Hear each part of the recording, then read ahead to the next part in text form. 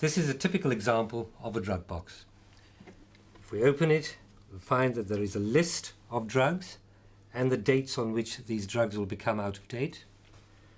There are boxes containing ampules of the drugs, and all of them can be given intramuscularly.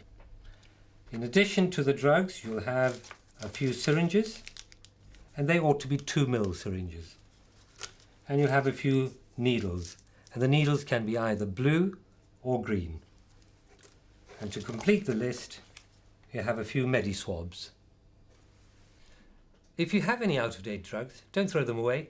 You can make use of them to practice giving intramuscular injections. Here's an out-of-date ampule of atropine.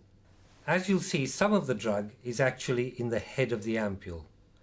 I'm going to push all of that down like that. It's all gone down to the bottom of the ampule. A sharp action will break it open.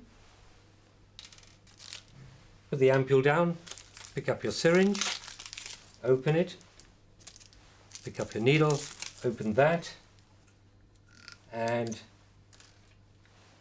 take your ampule, and you can hold it upside down, introduce the needle into the ampule, and you can stabilize it by resting the syringe on your palm.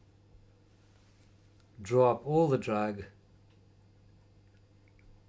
and don't worry if you've got some air into it, we can squeeze the air out at the end. Now, to practice giving intramuscular injections, you could use an orange.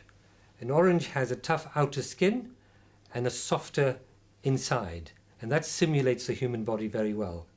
So introduce the needle sharply into the orange. If you feel any resistance, that's probably bone. Come back a little bit and you can inject. Providing you're not injecting adrenaline, you can inject it straight away.